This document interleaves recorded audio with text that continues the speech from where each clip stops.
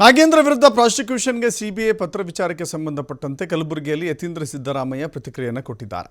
ಕೇಂದ್ರ ಸರ್ಕಾರ ಅಧೀನದಲ್ಲಿ ಇಡಿ ಮತ್ತು ಸಿಬಿಐ ಕೆಲಸ ಮಾಡುತ್ತೆ.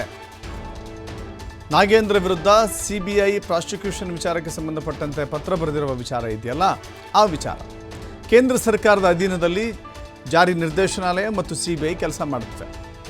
ನಾವು SIT ಮಾಡಿದ್ವಿ. SITಯಲ್ಲಿ ಆರೋಪಿಯನ್ನಾಗಿ ಮಾಡಿಲ್ಲ. 87 ಕೋಟಿ ರೂಪಾಯಿ ವಾಲ್ಮೀಕಿ ಹಗರಣದಲ್ಲಿ ತೆಗೆದಿದ್ದರು. 79 ಕೋಟಿಯನ್ನು ಈಗಾಗಲೇ ರಿಕವರಿ ಮಾಡಲಾಗಿದೆ. ಇನ್ನೂ ಉಳಿದಿರೋದನ್ನು ರಿಕವರಿ ಮಾಡ್ತೇವೆ. ಸರ್ಕಾರದ ಹಣ ಎಲ್ಲೂ ಹೋಗಿಲ್ಲ. ನಾಗೇಂದ್ರ ಭಾಗಿಯಾಗಿರೋದಕ್ಕೆ ಯಾವುದೇ ಸಾಕ್ಷ್ಯಗಳಿಲ್ಲ. ರಾಜಕೀಯ ಕಾರಣಕ್ಕೋಸ್ಕರ ಅವರನ್ನು ಟಾರ್ಗೆಟ್ ಮಾಡಲಾಗ್ತಾ ಇದೆ ಅಂತ ಬಿಜೆಪಿ ವಿರುದ್ಧ ಸಚಿವ ಯತೀಂದ್ರ ಸಿದ್ದರಾಮಯ್ಯ ಆಕ್ರೋಶವನ್ನು ವ್ಯಕ್ತಪಡಿಸಿದ್ದಾರೆ.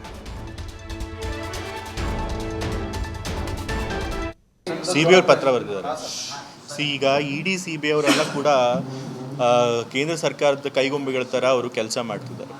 ನಾವು SIT ಮಾಡಿದ್ವಿ. SITನಲ್ಲಿ ಅವ್ರನ್ನ ಅಕ್ಯೂಸ್ಡ್ ಆಗಿ ಮಾಡಿಲ್ಲ, ಆರೋಪಿಗಳನ್ನಾಗಿ ಮಾಡಿಲ್ಲ. ಮತ್ತು ಎಷ್ಟು ಹಣ ವಾಲ್ಮೀಕಿ ನಿಗಮದಿಂದ ತೆಗೆದಿದ್ರು, ಸುಮಾರು 87 ಕೋಟಿ ಹಣ ತೆಗೆದಿದ್ರು. ಅದರೊಳಗೆ 79 ಕೋಟಿಗಾಗಲೇ ರಿಕವರು ಆಗಿದೆ.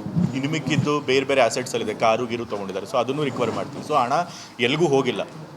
ಸರ್ಕಾರದ ಹಣನ ಮತ್ತೆ ವಾಪಸ್ ನಾವು ತೆಗೊಂಡಿದ್ದೀವಿ. ಮತ್ತು ನಾಗೇಂದ್ರ ಅವರು ಇದರೊಳಗೆ ಇನ್ವಾಲ್ವ್ ಆಗಿದ್ದಕ್ಕೆ ಯಾವುದು ಸರಿಯಾದಂಥ ಬಲವಾದಂಥ ಸಾಕ್ಷ್ಯಾಧಾರಗಳಿಲ್ಲ. ಇಡಿ ಅವರು ಕೂಡ ಮೊದಲನೇ ಬಾರಿ ಅವರು FIR ಮಾಡಿದಾಗ ನಾಗೇಂದ್ರ ಅವರನ್ನು ಅವರು ಆರೋಪಿಗಳನ್ನಾಗಿ ಮಾಡಿಲ್ಲ. ಕೇವಲ ರಾಜಕೀಯ ಕಾರಣಗಳಿಗೋಸ್ಕರ ಅವರನ್ನು ಟಾರ್ಗೆಟ್ ಮಾಡ್ತಿದ್ದಾರೆ. ಸೊ ಹಾಗಾಗಿ ನಮ್ಮ ಪಕ್ಷ ನಮ್ಮ ಸಚಿವರ ಪರವಾಗಿ ನಿಲ್ಲುತ್ತೆ.